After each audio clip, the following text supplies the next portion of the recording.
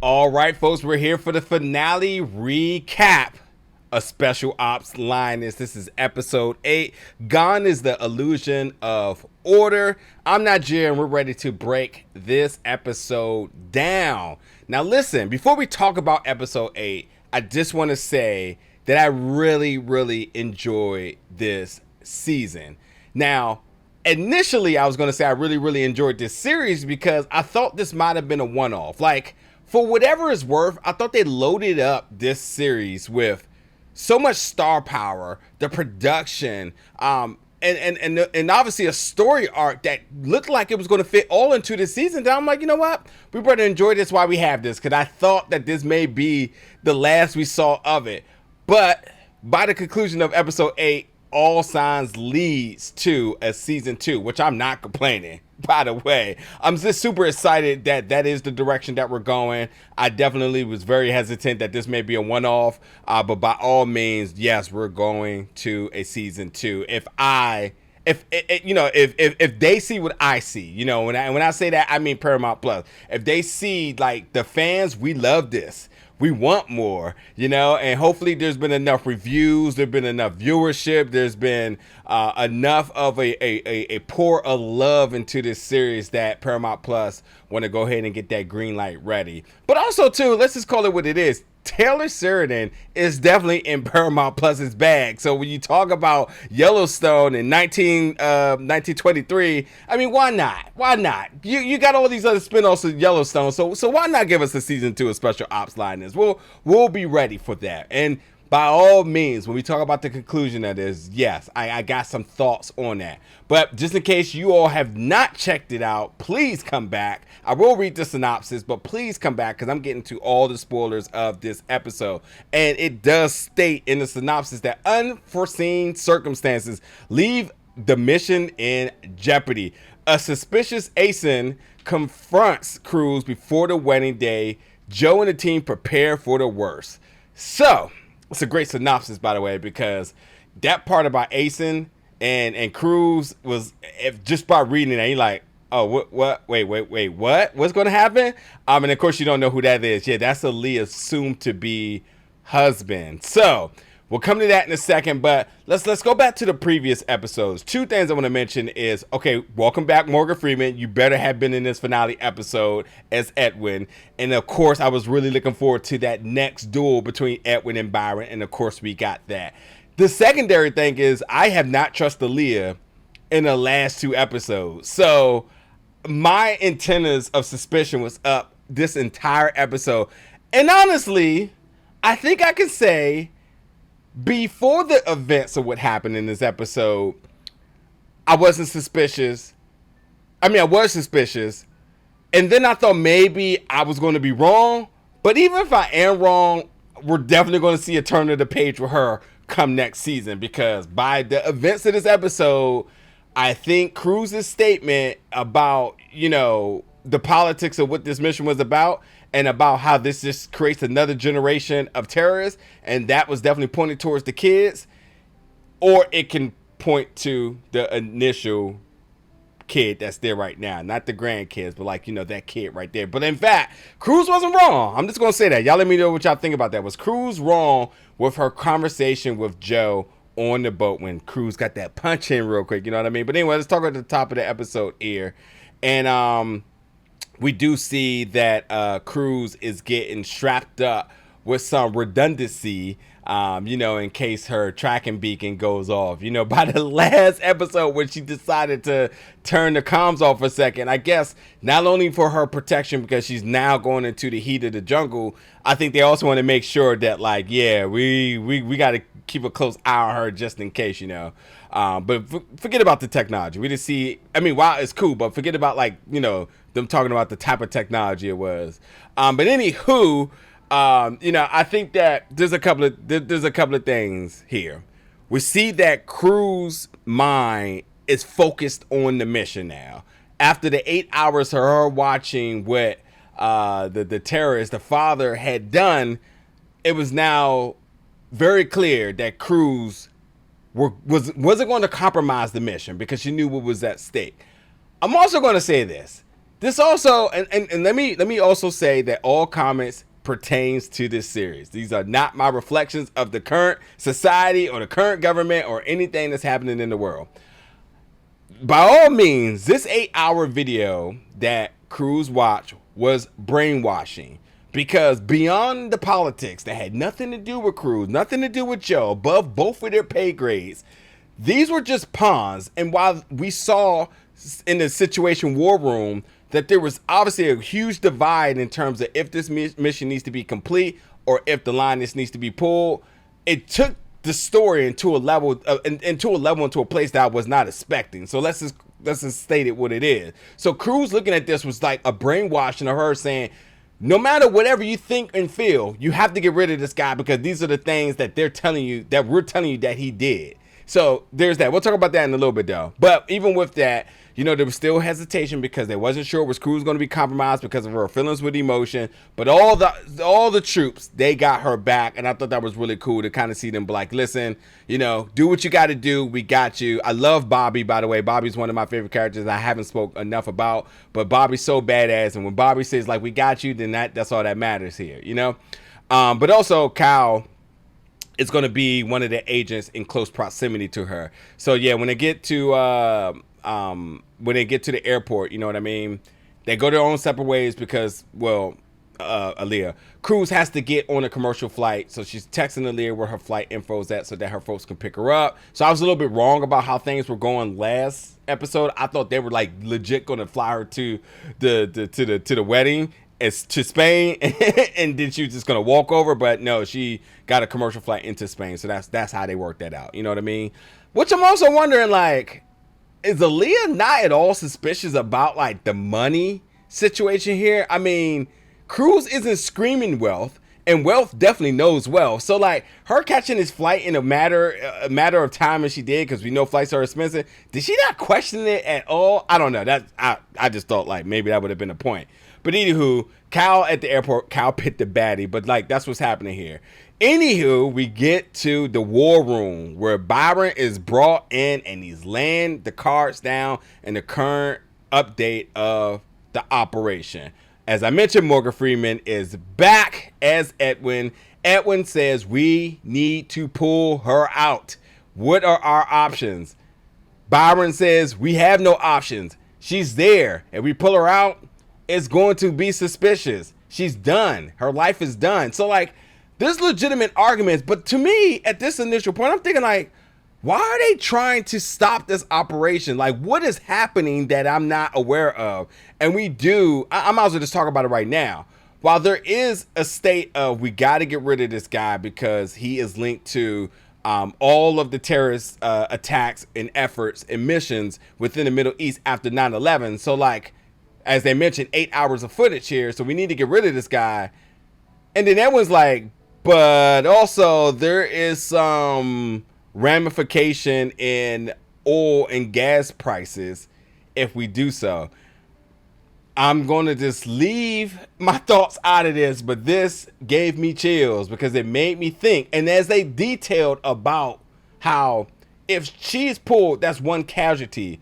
And how do we rate what's the success of a mission? And then when we talked about the war and they mentioned the war on Afghanistan, I said, oh, okay. So there's a narrative being slightly slid in here of all this commentary that's going on. But it made my gears start turning. I was like, oh, okay. But I do love the banter between the two.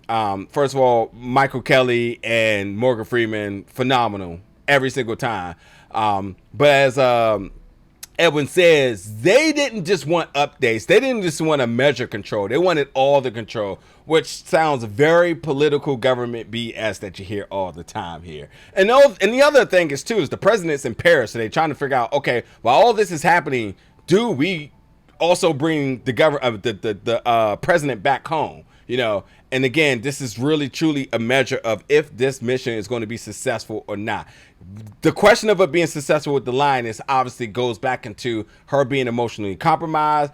Will the terrorist dad be there, and how much they don't know? And also remember at this point that they weren't even aware that he wasn't going to be at the wedding at one point, because Aaliyah mentioned like him being there is dangerous.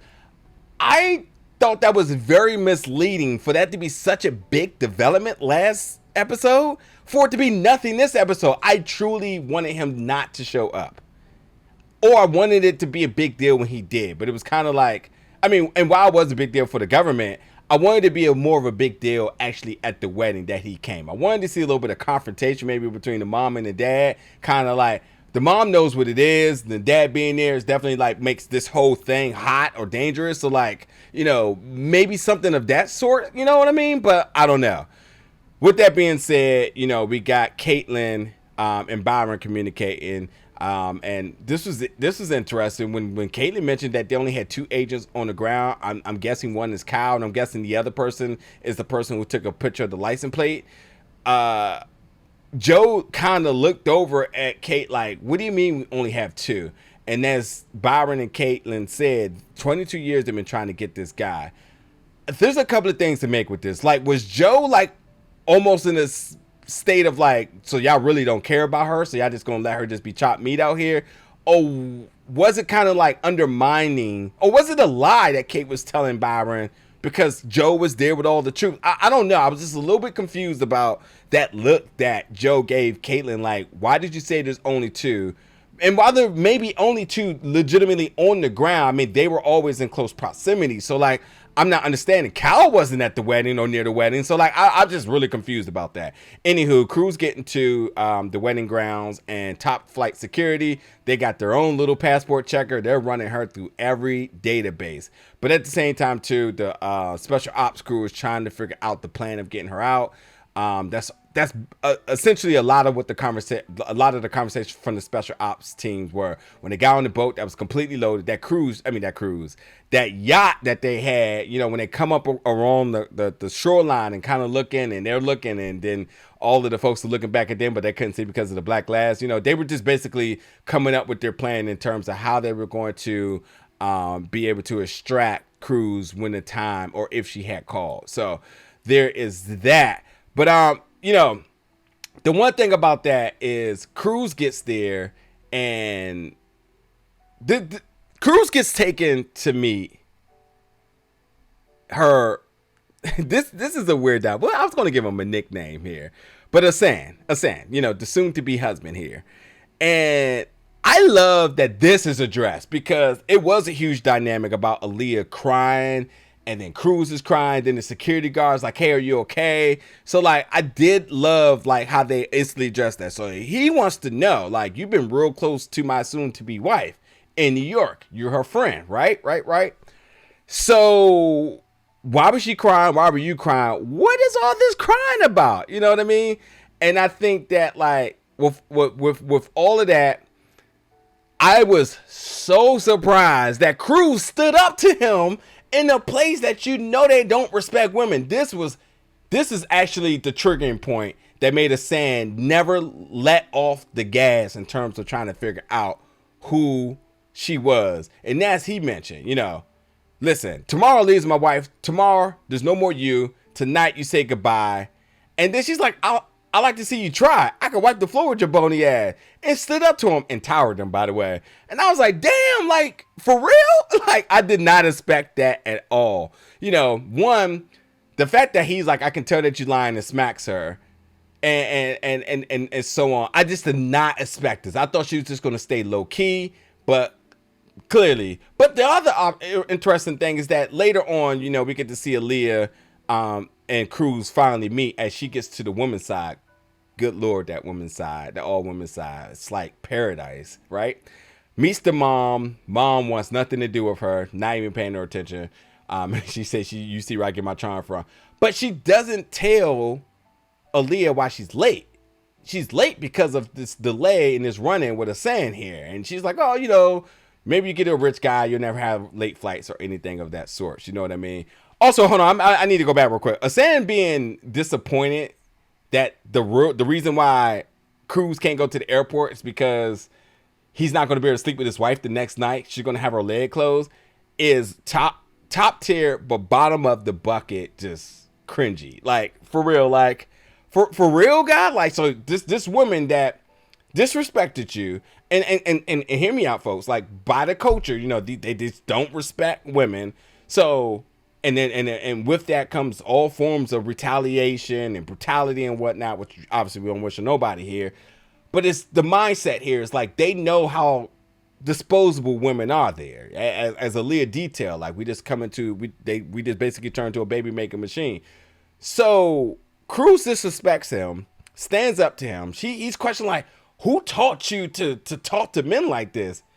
And then she's like, I'm gonna go to the airport. And he's like, nah, actually you can stay, because if I let the dove go, then she won't sleep with me. I was absolutely expecting him to go off and really try to like do something way more sinister to her instead of just letting her go. A couple of these little events of things are kind of weird in this episode, but nonetheless, this is definitely the triggering point that made him say, I'm going to check every database in the world till I find her, which we'll talk about in a second. But anyway, we go back into America where Baby Kate, Joe's daughter, is having a nightmare of the accident. And this is sad. You know, Neil wakes up out of the sleep, gets down there to console her. But she calls her mom crying, talks about how she missed the funeral because she was in the hospital. Then Neil and Joe, they're going at it. Neil's pissed. He's just at his wits with this. He's just like, listen, all of this is building up. I'm taking all this responsibility and so on and so on. And there's some change of words. They're trying to work it out. Joe can't obviously be emotionally compromised by what's going on because it jeopardized her with the mission. But Neil's really at his is in with this. This is becoming way too much. You know what I mean? And as he really dismisses her and say, just focus on whatever you got going on. Everything here is fine, which it clearly isn't, because Joe's like this close from cracking a bottle of whiskey and taking it all to the head. So there's that. Aaliyah details about how the wedding's going to work, where there's two different parties, the men party, the women party, and so on. This is when we get to discover that her father, who will be at the wedding. So, you know, she talked about like anywhere he goes is dangerous. It always has been. She also details that he's in the oil business. And then she also details that some folks says he's a terrorist, but she says like he just sells oil. While she may not understand everything, but like that's just what it is, you know. So like there's a level of empathy that Aaliyah is trying to really pass on to Cruz about the perception of what her dad is, which is why I'm still super suspicious, because I'm like, she read a script that just makes sense, knowing what Cruz possibly could be up to. Which, by the way, just to clear this up, Aaliyah clearly had no clue who Cruz was at the end of this, but she does. I mean, before the end of this, but by the end, she definitely does. You know what I mean? Anyway, Eshan, her husband, he is relentlessly looking her up, and he's just looking and looking and looking. Oh, by the way, Leah talking about Eshan doesn't know about us, but he really does. But you know, so he's suspicious of her for the New York stuff, plus for this. And as she mentioned, there may be no more New York going on here. But either with that being said, we go back to the situation room, and they're trying to figure out. Oh, they got a visual of the terrorists. So now they're like, listen, elevate this to DEFCON 3, call the president. We got an issue. So he's there. They got a visual. And now they're trying to figure out what they're going to do. While they still are very, very adamant of pulling her. But even though they see him, and that means like they can legitimately complete this mission. But there's folks who's like, no. And obviously because of the political ramifications of what this may do. Anyway, I did skip around a couple of little things. Anyway, the husband's still searching the database. I'm just going to talk about this because this is really pisses me off. How in the world is she in the CIA and he's able to do a facial recognition and not only find a old track picture of her, but a picture of her when she initially enlisted into the military? What? I'm sorry. No. Just no. That just doesn't make any sense. I just don't get it. Anyway, Joe and Neil still texting with emotions. Bobby's looking at her. Kate takes her phone. Joe, you got to pull it together, man. It's dangerous. You'll never get back to her if you're going to do this or whatnot. Aaliyah comes back to the room with Cruz. And this is all her saying she doesn't want to get married. Aaliyah tries to come in the room, but that's not happening here. And obviously this scene had me on edge. I'm just like, oh, here they're going to go again. And like, it's just weird because they are kind of like two girls like sneaking out without their parents' knowledge, trying to do all the things they know they really shouldn't do, and bigger ramifications here, you know, could possibly be killed and whatnot. But like, it's kind of cute, but it's very dangerous. But like, Cruz puts her foot down, like, Aaliyah, you're not coming in the room, etc., etc., etc. I see you in the morning. That's just what it is. So there's that. Cruz and, well, Aaliyah's dad. Very awkward convo by the refrigerator, half dressed, talking about gelato. Very awkward movement by Cruz with the water and whatnot. But she's in hot water because not only do we know now that Eshan knows that she's in the military, well, yeah. And what did you have here? He runs in and says she's U.S. military or government military, whatever she said, and Cruz kills them both. Which you can tell that Cruz was really enjoying her dad. He really didn't want to do it, but it had to be done. That was her mission. And also the husband is gone as well too. So it's just, it's gonna be interesting next season. That's for sure. Special ops team is there. They get the beacon. It's time to extract her. Which this night scene looks fantastic. Cruz is running for her life. Half the compound is running after her, which is just really, really cool. But right when we thought that Cruz may been got, that's when everybody shows up. Bullets starts to fly. And so on. So while, yes, they wanted him alive, the terrorists, Edwin Mullins wanted him alive because obviously they wanted to negotiate and do some political stuff and whatever bit of, I don't know, they had planned, which obviously I think they'll talk about next season. He's dead. Cruz confirms that the mission is complete. And with that being said, why she says I killed him in his underwear, that's obviously a sign of like empathy about what's happening. And as she mentioned, like, while this is about oil prices, and he's not, he was an oil man. This is about oil prices, not terrorism. Cruz talks about how she can't sleep because of what Joe did to her. I mean, this is getting deep and heavy here. And then she says, I'm quit. I'm done. I don't want nothing to do with you. And while Joe was sitting here trying to figure out like what side to kind of play, she's already emotionally compromised what was happening at home. Her lioness is now saying she's done. She's probably emotionally compromised by this. The mission is done. There's a lot of other briefings that's going to happen. But as she mentioned, by us killing these two people, we just created a whole nother generation of terrorists. So, there's that. And I'm going to say this, like, and again, strictly about this series, keeping about the character in the series. The father wasn't giving me terrorist vibes. That conversation felt very sincere at a point. I think that's going to be up for interpretation next season. I think they wanted to bring us in and grab that connection. But like, I think it's going to be a question of, is he really a terrorist? Was he really connected to all these things? Or was he just the old man that was the business guy that sold to everybody? Which is problematic for folks, because selling to folks is a political thing where I'm sure another country getting it at this price, the U.S., we wanted it at this price. That is an issue where we wanted to probably get him and negotiate to get the best price there. But we do get to see a closing shot of Aaliyah crying. And I think it's a lot for her to take in, because not only did she lose her potential husband or future husband, her father, she really lost Cruz as well. She lost it all. This makes her extremely dangerous now, because a person who has nothing to lose, well, there is that, as we talk about the next generation of terrorists here. But we get that quick little briefing at the end too. Talking about gas prices were affected. So now we got the perspective about the different sides that folks were on and the outcomes of this killing here. So I'm just going to say, like, I had no clue that I thought this finale was going to be more explosive, maybe more I did not think everybody was going to get off that shoreline alive.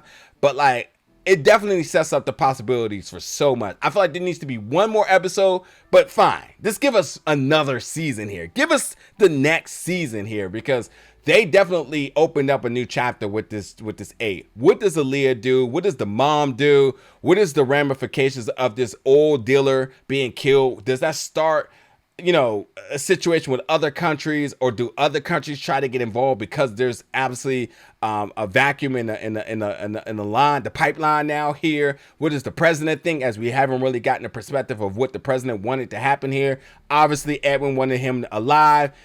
Byron and everybody else wanted him killed. We do get the Lioness back, as Cruz did come back, but she said she's out. And Joe and her emotions, that she tries to not only fix her relationship and her family with Neil and Kate, but also with her troops, and there's a lot to really take into perspective. This was a loaded episode here. So much to talk about. That's why this review went so long. Folks, y'all get in the comments. Let me know y'all thoughts about this episode tonight. And as always, stay tuned for more reviews very soon.